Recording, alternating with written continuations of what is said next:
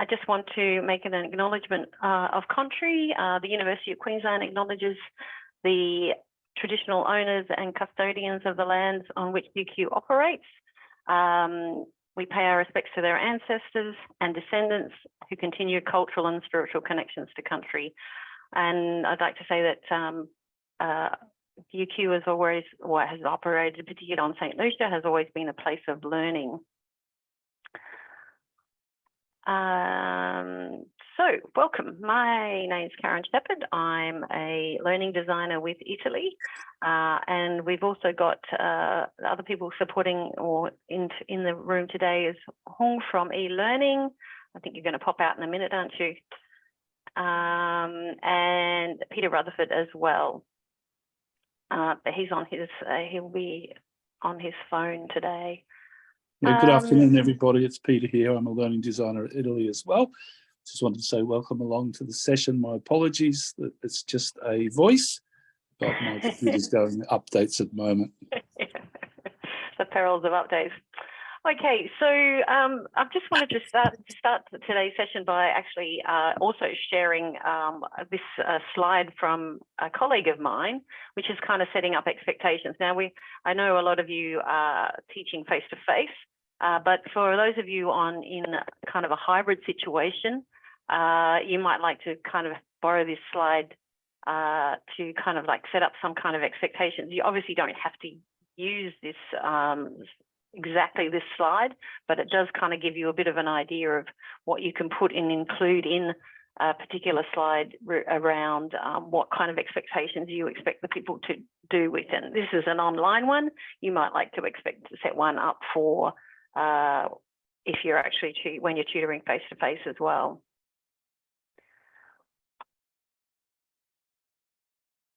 Okay. So today we've just got in the room with Karen and Peter. We've also got Ren, Alex, Liam and James. Now I'm going to let them introduce themselves when they get to their moment in a minute. So in terms of what's happening today, and I've noted there that tutoring in an online situation and in on-campus experiences can present many issues to us as we kind of take up the challenge.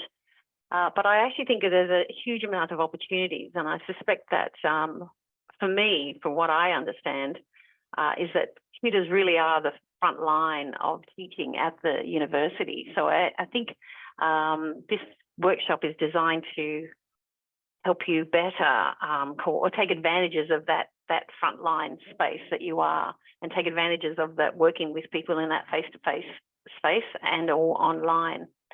So we're going to kind of, through today's exercise, most of the time we'll be talking to experienced tutors and finding out exactly what they do. And then I want you to consider perhaps taking 5 minutes at the end to consider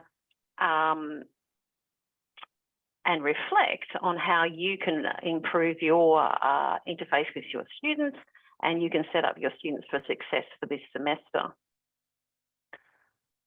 Now, I've shared that Padlet with you. If you'd like to pop in there and pop in with your name, your school, possibly an image, and any questions that you would like answered.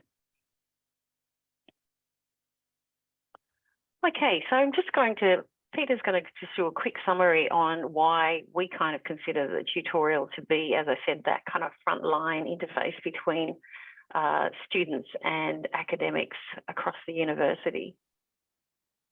Good, thank you, Karen. Yeah, I've always thought that the tutor's role is really important within the university. You've got a special place, particularly in larger courses. You become the face of the course, basically, and you're the one that has the most contact with students in a one-to-one situation. So I think that's something that we should try and embrace. And by embracing it, we can create a better experience for our students. Often we talk about a sense of belonging. Now, we know that a sense of belonging and connectedness for students is really, really important. It's how they feel as much part of the course the program and the university. Now, in days gone by, not so long ago, that sense of community and that sense of belonging has started to slide back. Now, we've seen from student surveys that it's on the increase, it's starting to improve, and that's something we really want to embrace. If they've got that sense of belonging, we know that they enjoy their studies more and they're going to do better, and the chances of them, the retention rates should reduce because they feel more a part of it and they want to do well. So I think it's important for tutors and in your role to help develop that sense of belonging. It's probably easier for you to do than it is for your course coordinator because you have that close relationship with them. So how would you go about doing that? I think, one, it's really easy.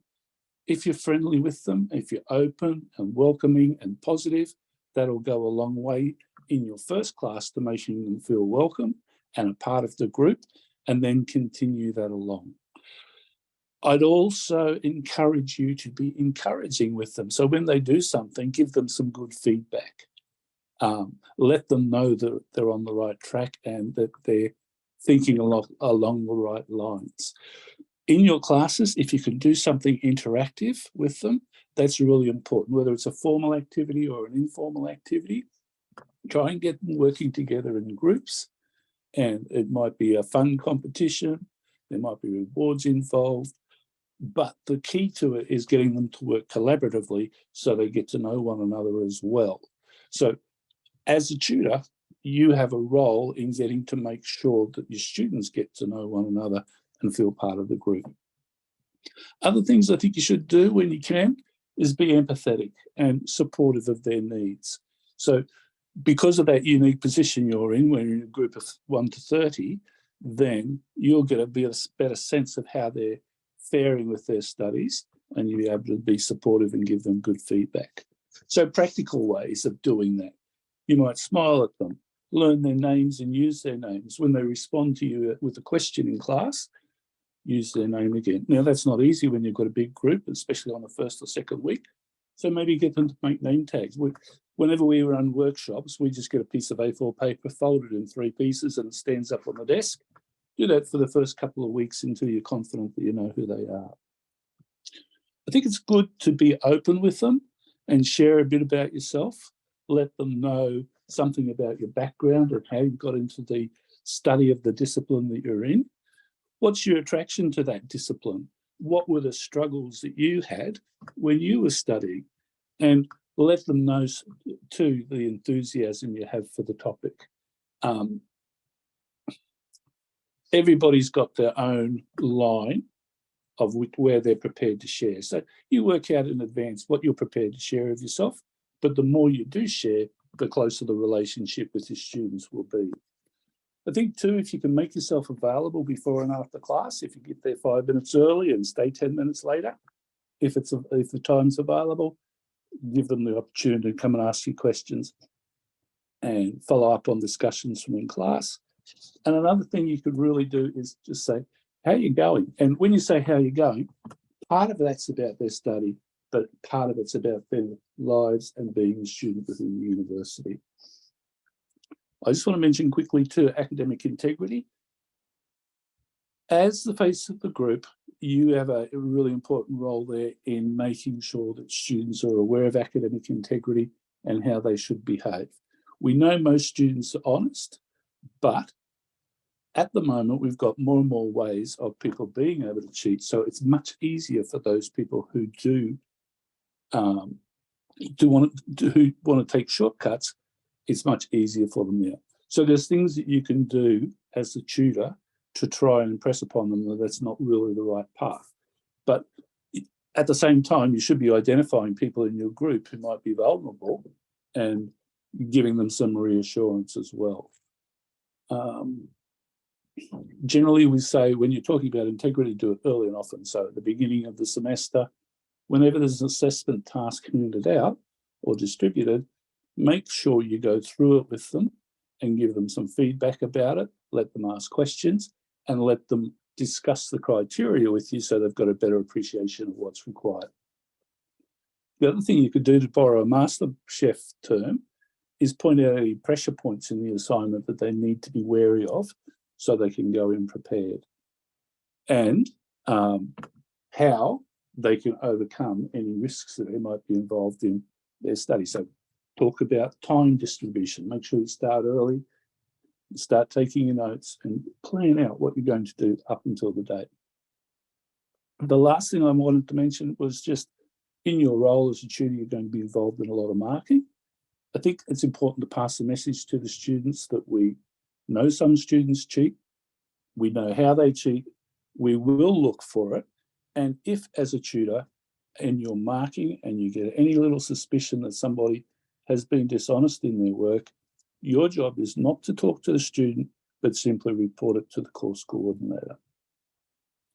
That's probably it, Karen, that I wanted to cover, but I'm happy to answer questions during the session later on if there's time available. Okay, thanks, Peter. Okay, so let's get into it. Because we've got our lovely 4 tutors here to share with you what their practice is. So we might go to that. But while you're listening, so think about what works for you and think about what are the elements of a good tutorial. So let's say, what works? Can I hand it over to you, Ren? Yeah, thanks, Karen, and welcome to everyone. And yeah, thanks for coming along. And I just want to start off just saying who I am. So my name's Ren Perkins. I'm a Quandamooka man and I'm currently doing my PhD here at the School of Education. And I've been tutoring on a number of programs, including Aboriginal and Torres Strait Islander education, and also a sociological orientation of education. And so my tutoring experience has primarily been within the School of Education. And what I will say is, what a good tutor doesn't do is agree to do a session just before their first lesson. So up front, I want to apologise to everyone. I'm going to have to run off and then go and teach. So it's probably not the best to agree to something before your first class. So that's just a heads up. I suppose what not to do. I think things that work for me, I try and be myself, and that would be my advice for tutors, is just to be yourself, and to bring that into your tute. So I have 3 things: is just to be open, be real, and be authentic, because the students are going to learn, they're going to need to engage with you. It's a lot different than a lecture, where you could have up to 300 people. So you'll be lucky to have 30. So it's quite intimate. And so if you're not engaged, there's probably a good chance your students aren't going to be engaged. And the research shows they're probably not going to learn. So that would be my advice for tutors and new tutors is, just to be open, to be real, and to be authentic. And as some of the stuff that Peter said, just get to know your students. So there's a heap of different strategies and ways to do that. And Italy have some really good resources that you can utilize to help you to get to know who your students are. But for me, it's about for them also getting to know who I am. And so that's part of what I bring, is that relationships. And that's one of the things I do as a tutor. We call it the 3 R's. So it's about having the relationships, but also having based on respect, both ways, respect, and being an Indigenous man, an Aboriginal man. So I try and bring that reconciliation into the classroom. So I get to know who my students are. And again, they get to know who I am and my worldviews and where I'm coming from. I suppose things that I've learned along the way, I'm always learning. Every new group, every new tutorial, I'm learning something different. So I'm really open to that. But I think the best way for me is to engage with the students. So, we have things going on in our lives. They're going to have things going in their lives. We're human. So it's just, I suppose, to bring compassion and to know where they are and how they're going throughout the course. And for me, I want to include their lived experiences in the learning. So today we're going to be probably spending an inordinate amount of time. Probably don't suggest this to everyone, but I want to spend time getting to know their background. It's a master's level course, so they're going to have a lot of lived experience, and I want to bring that into the learning because I think that's invaluable, because then they feel really invested in the learning. And I suppose that's the note I got here is, well, what works for my students, and that knowing that they are contributing to the learning. So it's not just me standing at the front as the expert, which I'm definitely not. They bring as much as I do. And as I said, part of that 3 R's model is that relational model. So it's about building those relationships, and not just with me and the students, but with them and each other. So even though this course I'm teaching on, there's no group work, I still think as human beings, we work better together. So I try and bring that into the tutorial model, is that there's a fair bit of collaboration. So if you walked into my tute, it probably wouldn't look like the most organized. It may look a bit chaotic, but I think sometimes that's when the best learning happens, when there's engagement happening, people are free to ask questions. And then there's just some practical advice is to be as prepared as you can be, knowing your content, all the usual stuff. But they're the things that work for me, but I'm learning every day. So, and also get to have some really good mentors and good colleagues. So if here in the School of Education, I'm lucky that I get to work with people like Stephanie McMahon and Jason Lodge, and so have some great educators, as you would hope, in the School of Education. So yeah, just learning and having those role models. So, and as a tutor, being confident and safe that you can ask questions. So again, I really apologize. I've got to run off and go and teach, but Karen, thanks for having me. Yeah, no, look. And people, if people want to reach out, I think Karen's got my contact details, and feel free to contact me. And if you had any questions. Perfect. Thank you, Ran, and good luck. I'd just like to kind of like that idea of relationships and the reciprocity, I think, is kind of building respect, are kind of key messages out of what you were saying. So thank you very much for taking the time out, and good luck in your next class. and yeah, good luck to everyone else in their tutorials and teaching this semester.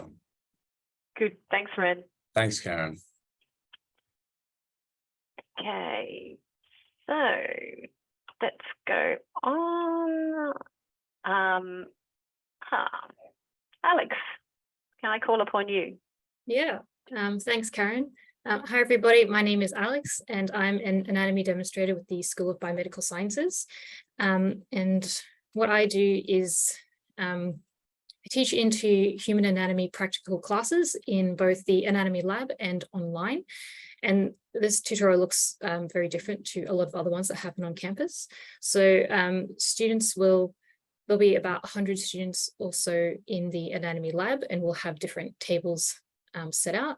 The students will come in with workbooks that have numbers in them that correspond with the tables, and then they'll float amongst the tables and match that content to the anatomical models that are there.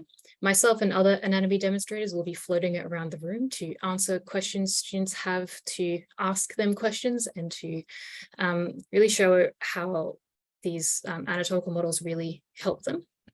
And what happens with anatomy is that it's a very content-heavy subject, and so students tend to rely on rote learning strategies a lot.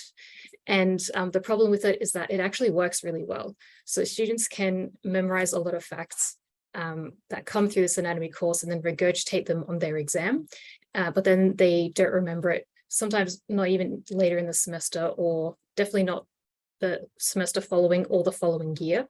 So what I like to do in my teaching is really prompt, model, and promote self-reflection and metacognition to steer students away from just memorizing and rote learning. And I like to do this by using really targeted questions when I interact with the students at their tables. So it'll usually be one demonstrator per table with a group of anywhere between 1 and 10 students. So it's a really small forum, and we're running just a short Q&A discussion. And through that, I like to bring the thought processes that are happening to the foreground, rather than starting with A equals B and then finishing the conversation there. So what's worked well for my students is really leading the students to the answer by asking them questions. So instead of giving them the answer straight away, I'll throw questions back at them to ask, well, why do you ask that? How do you know that? What are the underlying assumptions here? To really start unpacking the thought processes that are happening. And you can do this to different degrees depending on how difficult the question is and what the problem solving is that's happening to get to that end point. And along the way, there will often be misunderstandings that come up, or even when you're going through this step-by-step process with students, even the answer at the end might be incorrect as well. And so I like to reframe those into learning opportunities to then, again, focus on that thought process that was happening to help students identify where they've gone wrong and how we can address that in the future, and then getting back to that correct answer. And then taking all of that and applying it to another question. So helping guide them through that process. And what I've learned is that by doing this and practicing it throughout the tutorials very regularly, that the students really value the approach. At first, they don't really, because they ask you a question and you don't answer it, and they get really frustrated and they say, why don't you just tell me the answer? Why are you asking me more questions? But as the semester goes on, they really start to value that approach and appreciate how that's helping them shape not only their critical thinking, but how they understand the content and how it all links together. And going back to focusing on the thought processes that happen and that problem solving that happens really gets students away from the rote learning strategies that they like to rely on very heavily. And part of this, it links back to something that Ren said, where he said, if you're not engaged, then the students aren't going to be engaged.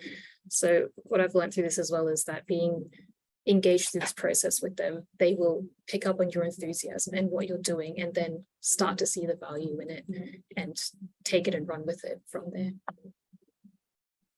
Perfect. Thank you. I really like the way you unpacked that idea of kind of just moving on from the rote learning, and particularly in the particular space you're working in. And I love the way of the pause. Sorry, you go and find out the answer to yourself.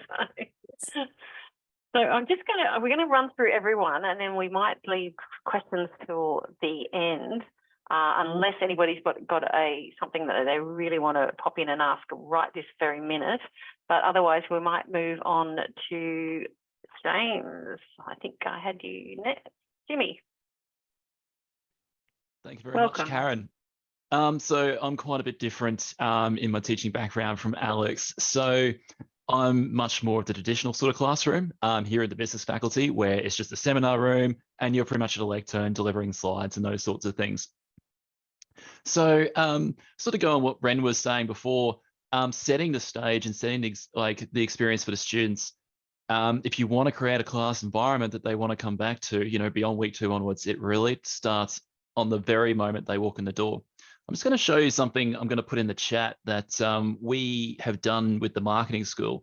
So what this actually is a class Spotify playlist. It's publicly accessible. You can go into it, and you'll notice that quite a lot of the songs that we put in there have like a business or a marketing sort of feel to it.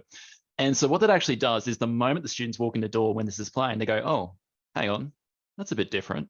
And it's a little bit more upbeat, and it's going to really help you out on a Monday morning when it's 8 a.m. and no one's got a brain going, or it's Friday afternoon, it's 4 p.m. and all your students' brains are currently in the red room. So that's where that can be done. It also allows the tempo and the class momentum to keep going during Padlet activities and those sorts of things. You just turn the music while it's going, and the students just immediately sort of turn off, become quiet once you turn off the music, because that's when it's time to discuss. So that's something we found that works quite well across various different course types and formats and whatnot, even online as well. So this is a bit of an info dump, this slide, and definitely feel free to take photos or screenshots for your own teaching notes if you want to, and feel free to clarify anything in the Padlet. So what we do here in the marketing faculty is that we don't teach students. We teach colleagues in training. So essentially, if we finish our PhDs, we're going to go into industry, those students we teach right now are very likely going to be our subordinates. Or if they're real hotshots, they're probably going to manage us one day. So what we essentially do is create a social contact with our students that I will teach you, like as a subordinate, sort of learning the ropes on a role or an internship capacity. And I'll treat you with more professionalism than you come to expect from a student. And that usually works really, really well. But in response, they have to apply themselves to a task like they would in a internship capacity. And also give that respect back to us and also to the group members. There is a bit of research saying that, there is quite, students are generally uncertain towards what they expect in industry, and that's part of bridging the gap for us. We found out for marketing especially, just copious real world examples. And just going on to the comment in the Padlet about what do you do about disengaged students, we have a bit of a home field advantage in this respect. So if you've got someone who's just sort of there and they're just scrolling through online shopping, for example, they're your next teaching and learning example. What are they looking at? What stage information process are they on? And if they're a bit of if there's a guy looking through Tinder or something like that during class, even better again, because that's choice architecture, that's social, competition, all sorts of different things. So, then they go, oh shit, okay. And then they're much more likely to engage after that point. And also for that positive class environment as well, Alex absolutely hit it on the head that, students model your behavior as an educator. And that's something that you're going to find, and it's going to be a bit freaky at first. They're going to start copying some of your mannerisms. They're going to start maybe copying some of the things that you say.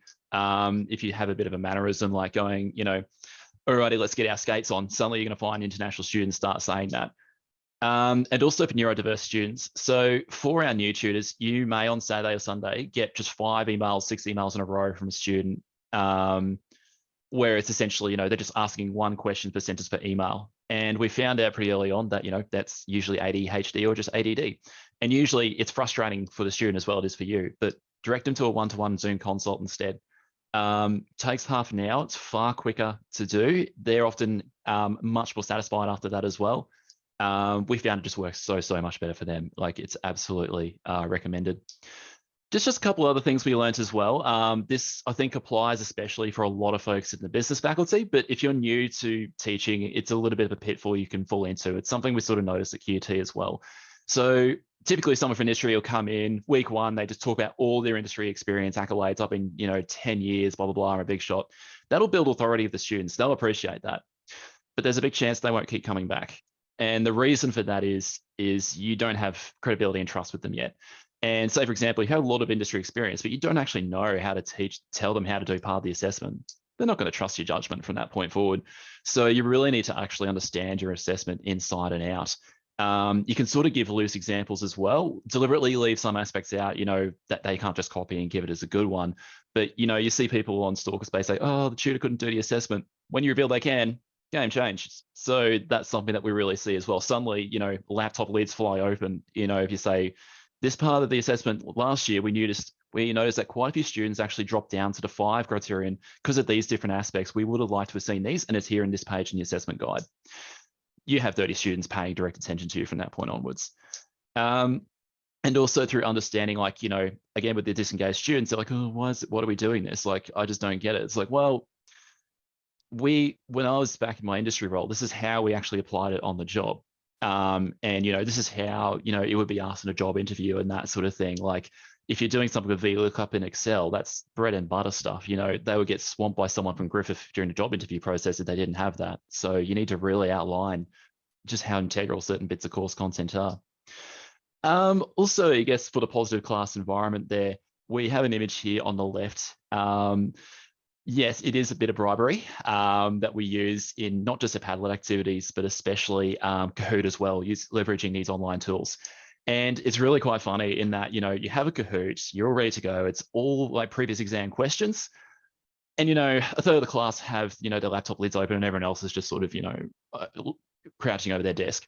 And the moment you get one of these chocolates out, it's just kind of magical because everyone's lids just fly open and they're really, really engaged. It's a bit paradoxical in that they're more keen to win a chocolate than actually, you know, prepare for their assessment. But it's something we found that works really well. In terms of equipment, and also in terms of that class atmosphere, we found also that, again, you're setting the scene, you're at a focal point, you need to actually get out from behind the lectern and walk around the room for students to maintain engagement with you. And having a laser pointer is a very, very good investment you can make. You can claim it back on tax. That's pretty much it from me for now. I'm happy to answer more questions about Padlet later, but I'm happy to pass it on to Liam.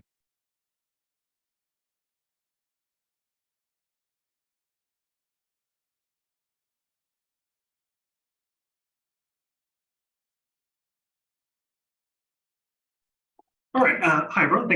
Thanks, Karen. My name's Liam. I teach in the School of Maths and Physics.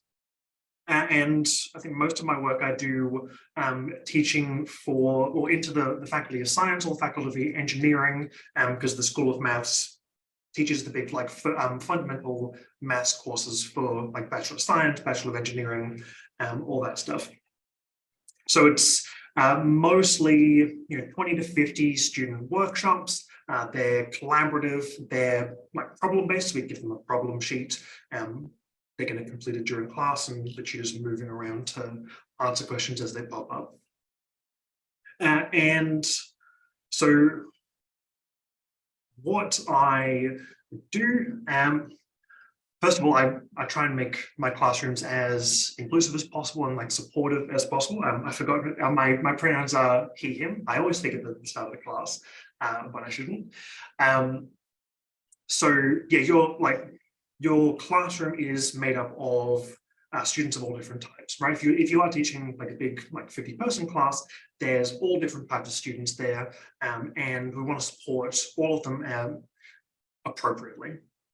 So by making your classrooms inclusive, we want everyone to feel comfortable being there, and we want to support them appropriately. So the examples I'm going to use here are mostly maths-based because that's most of what I teach. But this also applies to teaching other technical fields, like programming is an easy one, or I can't think of any because I don't teach the other ones. But this does apply to other fields other than maths. So what I've learned over the years of tutoring is that maths can be quite intimidating.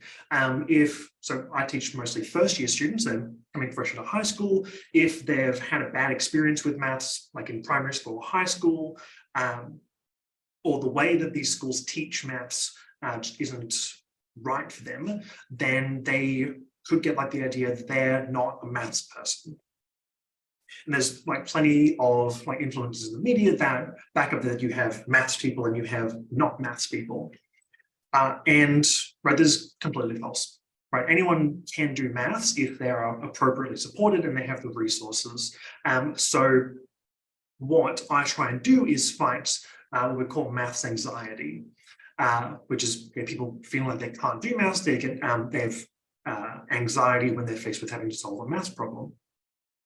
And so if we build a supportive environment and we support people like in one-on-one or small group conversations while they're doing the problems, then we can try and overcome this intimidation, the anxiety, and get them like learning these skills. Because if you're spending all of your kind of brain energy on the anxiety and the bad feelings that come with it, then you're not leaving much memory left for actually learning the content. And so one of a few of the strategies I use is that if someone's working through a problem and they have a success, right, they might not have solved the entire thing perfectly, but if you complete one step that they're having some difficulty on, then I want to use positive reinforcement. They're like, you did a really good job there. I'll leave you to work on the rest of it, and I'll come back later to check on you, that kind of thing. Other thing that I've learned is that mistakes are really important for learning. So while we're making our classrooms inclusive and supportive, we want to make an environment where not only is it okay to make mistakes, but you should be making mistakes. Mistakes are how we learn. If a student's just cruising through the content, right, they finish all the work in 20 minutes, they haven't learned nearly as much as if they're attempting more challenging problems, encountering mistakes, and then learning how to overcome them. So what works for my students is usually we try and get them into small groups where they're collaborating, because if we've got a pair of students collaborating on a problem, then both of them are going to be benefiting from that. If one student asks for help from another student, then the person who's asking for help is getting the benefit of help. And the person who is giving help is benefiting by being a teacher. So yeah, everyone benefits with a little bit of collaboration. Small groups of 2 to 4 work well in this context. We've got these problem sheets they can work on. And what also works is that the students are learning by doing. So I try and minimize the amount of time I'm stopping the entire class and talking to them all at once. I have the freedom in the class to do that or avoid that. I try and maximize the amount of time the students are working on the problem themselves, so that they can encounter these challenges and they can make mistakes and overcome them.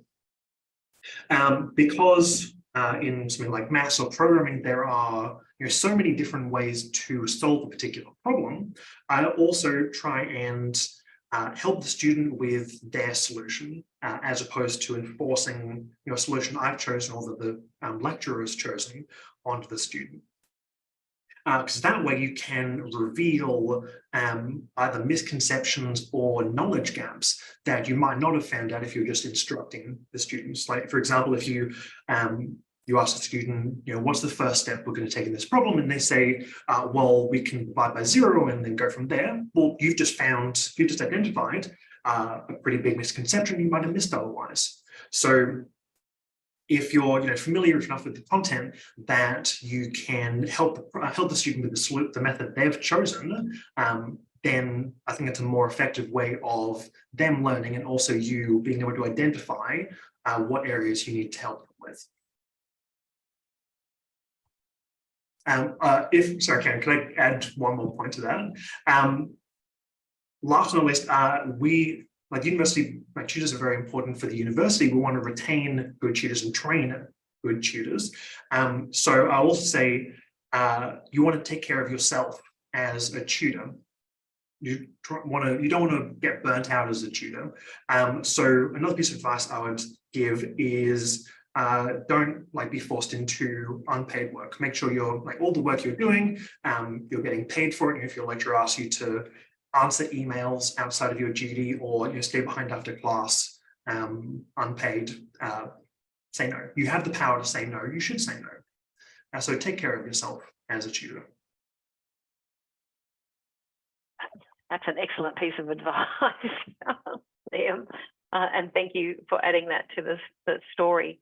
So before we go to the Padlet, I just wanted to also, and I didn't introduce our tutors by saying that they've all actually been nominated for Tutor of the Year.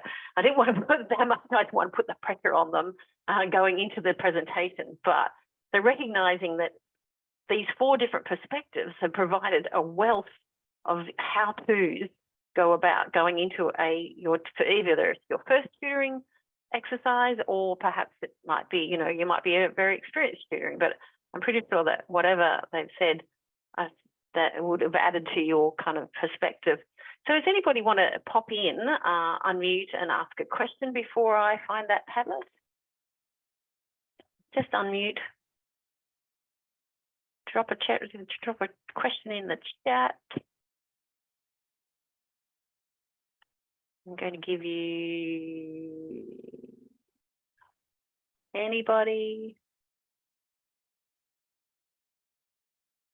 out there?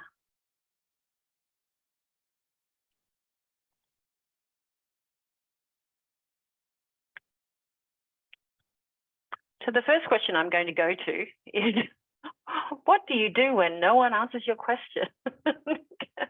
Actually, I don't think it's on the Padlet. What do you do with it? What do you do either in an online situation or in a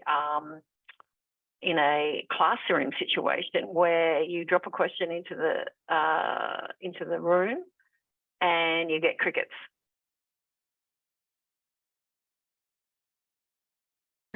I think there are a few different things that you can do. It depends on the goal that you have in asking that question. One of my go-tos is to simplify the question. Usually the phrasing that I use is maybe too difficult, too complicated. So I like to simplify the question.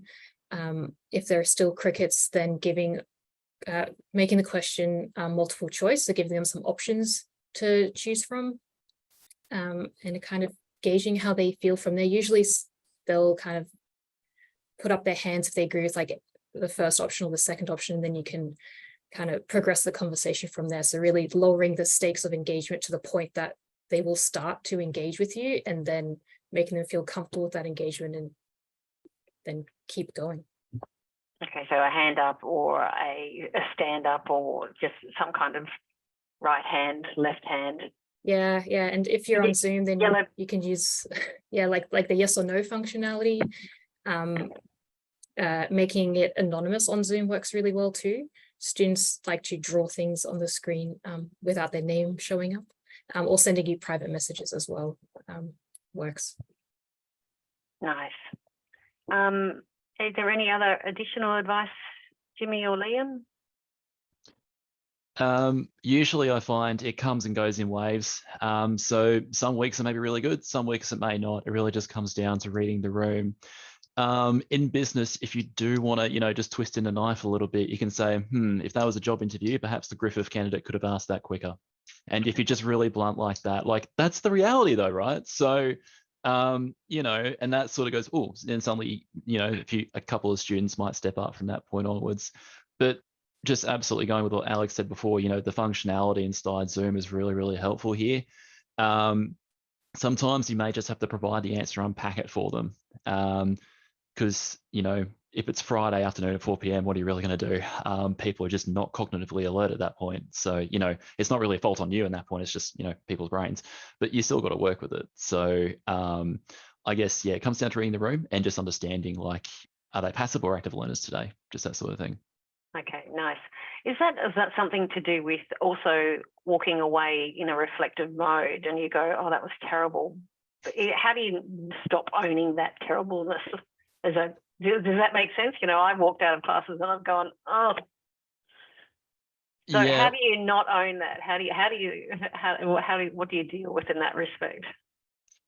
Well, actually, a mate of mine the other day, also in the business school, sent me a meme about that. It's like, oh, hey, I see you arrived early, and the student just, mutes himself, turns off the video, and just like, oh wow, well that went well. So it's just part of the job, right? Sometimes the young adults, sometimes they don't want to communicate, but that's fine. But I guess in that sense, I guess you've sort of done their job. The key thing to think about is if your session was recorded, do they have sufficient information to come back to? Because that's probably what they're going to do.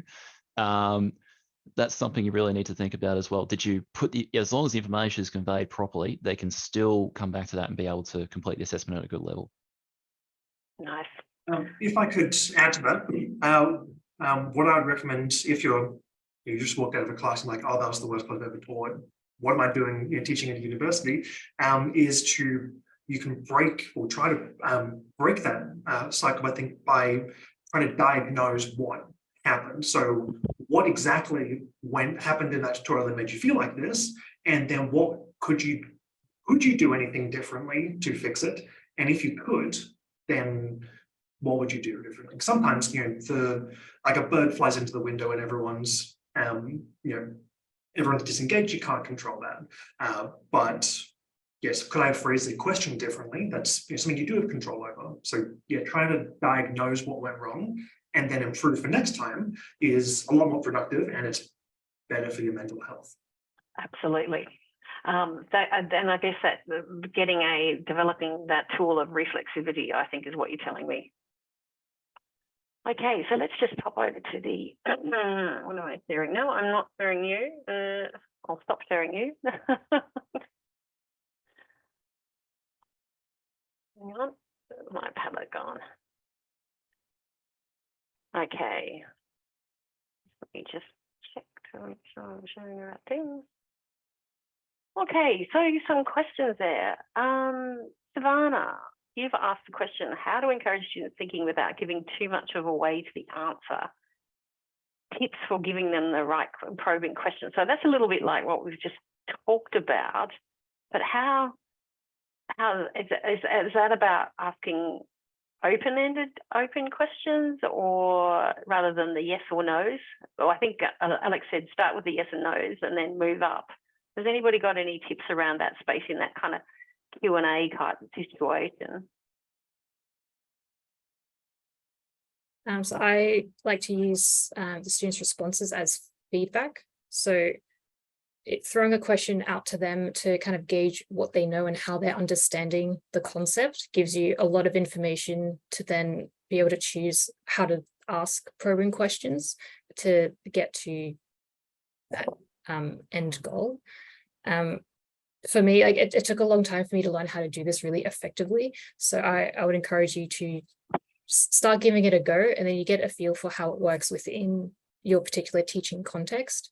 And what helps with this a lot is also having a very good understanding of the content and the way that people understand the content, because every student understands something differently, and you'll learn this as you ask them more questions.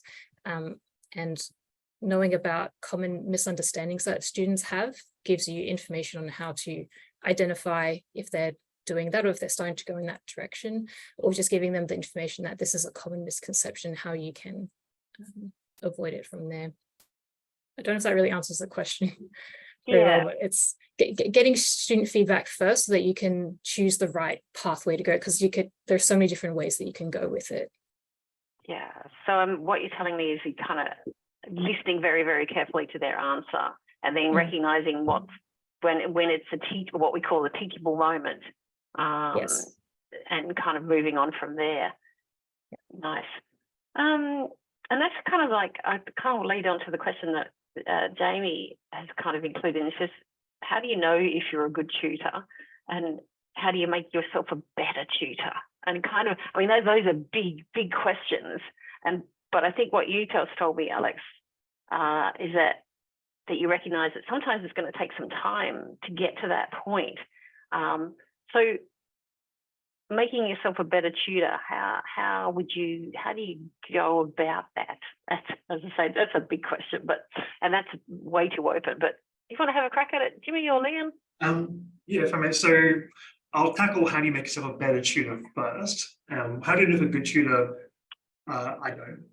I'm talking in a session called "What do good tutors do?" I don't know if I'm a good tutor. I don't think you can know for certain. I hope I'm doing all right. But how do you make yourself a better tutor? There is a cycle that I go through. So you teach, or you tutor, you reflect on what you did and how it went. And you can think of how would you improve next time, and then you implement it in the next session, and you can go through that.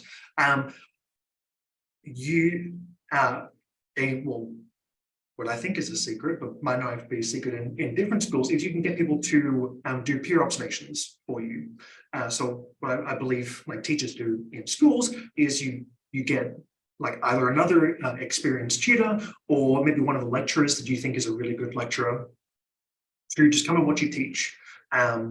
Maybe give them some pointers on what you want them to look at, like my classroom management skills, or my my voice projection, or my explanation quality, and they'll watch you teach, and they'll give you some feedback on how you've done. And that I've done a few of those now, and it's invaluable for having a little bit of an outside perspective on how you're doing. So it would if it's positive feedback, then it'll make you feel a lot better about your teaching. And also, it's usually, if you've asked the right people to do it, then it's really useful, actionable feedback. So like trying to become a better teacher is always like an ongoing process, but asking other people that you think teach well for advice is really useful. I think I should have just put you in at the end of the session, but I'll circle back around. We'll talk a little bit more about how you can seek other advice and support around the place.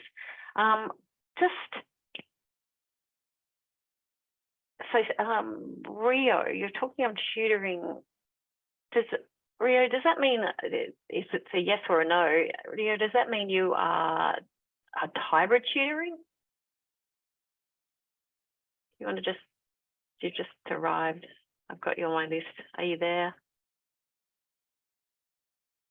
No, Rio. How do you? Does anybody in like Alex, James? Probably not you, Alex, but James or Liam. Do you have to deliver in a hybrid mode? Yes, and it's two very, very different beasts. Paradoxically, you're going to find that teaching online is actually more difficult than teaching in person. It actually takes more energy, even though you're sitting still. So you have your camera on. You got to turn up your voice expression. You know, the whatever you're doing with your hands. You got to do a lot. You know, your facial expressions, how much you move around the screen. You really got to crank that up to 11 to keep it engaged. Don't speak too quickly. That's the trap I think we all fall into. Yeah. Yeah, but you're gonna find it's just so different. It's if you can crack it, if you can crack doing both from the very get-go, you're on track to becoming a really good educator. So yeah, you're gonna find that online's gonna take more work. It's just a lot harder to engage students. But yeah, once you do get face to face, you do have that, like, I guess you have that space, like, really use it to your advantage, like get around the room, you know, like making sure every student's being heard. Yeah, it's going to be more difficult, but yeah, it'll be really, really good experience to start off with. Oh, absolutely. I think, as you say, one of our media production team leaders said, always on video, U ×2. So when you say crank yourself up, that you have to crank yourself up because you're in more of a performance mode. There's a bunch of questions. Oh, I see. Thank you. There was a question here, Jacqueline. Another question for how lenient are you on punctuality and how do you deal with tardiness? So it depends on if the tutorials are assessed or not, if they're part of the assessment. If they're not part of the assessment, where you're not graded on rocking into the workshop, we don't have the time to recover everything. If someone rocked up 15 minutes late, you don't have time to go over everything you said in the past 15 minutes. Otherwise, students do have a responsibility over their own learning, so we can't babysit them, but you can encourage them as much as you can to come on time. If the assessment, if the participation is assessed, then one of the courses I teach has a 15-minute cutoff, right? If you arrive after 15 minutes or 15 minutes late, then you don't get the mark. I'm usually a little lenient on the first time if they come up like 16 or 17 minutes late. I'm like, stuff happens, but right, this is it. If it happens again, I can't give you the mark. Right, take it up with the coordinator. Yeah, if you're not particularly comfortable with confrontation like that, you can put the onus on the coordinator or the university, right? You're not arguing with me, you're arguing with the course profile, or you're arguing with the university's policy. So you can try and shift, if the student does react negatively, you can try and shift that off yourself to your boss. Okay. Right. I think we're going to have to run away now. So some of the things we've talked about today are, and I'll just quickly do a quick summary and add to it. I think administration, we haven't really touched on that, but that's a school thing and you need to talk to your course coordinator. Think about who your students are. I think that's an important kind of who's going to be in your room, online management, managing up, know your course coordinator, think about time management, preparation, communication and sharing and caring. I've also posted in the chat a Padlet, which is which has a bunch of support mechanisms that might help you think about. I'll just share for 2 seconds. A bunch of mechanisms. Looks like this. Okay, I'm not sharing, I'm sharing with you. You can see it looks like this. Okay, so this is a Padlet that one of my colleagues put together, give you some thinking around technical support, learning tool support, learning design support, and probably not, unless you suddenly find yourself course coordinating, probably not a real issue, and then some professional development spaces as well. Lastly, thank you so much to Alex, Ren, Jimmy and Liam. Great. It was so good to have you here to have listened to those experiences, and I think the 4 of you provided such diverse there's a bunch of commonalities, but also some diverse experiences across the faculty. So hopefully everybody found something that they can take away and reflect on. So good luck. Please feel free to reach out to me or anybody else. You actually have my email if you need advice or somewhere to turn to, then please reach out. We can support you through different ISLE mechanisms. Again, thanks very much to everybody for coming along. Cool. Thanks, Karen. Thanks, everyone. Yeah, and good luck. Good luck out there.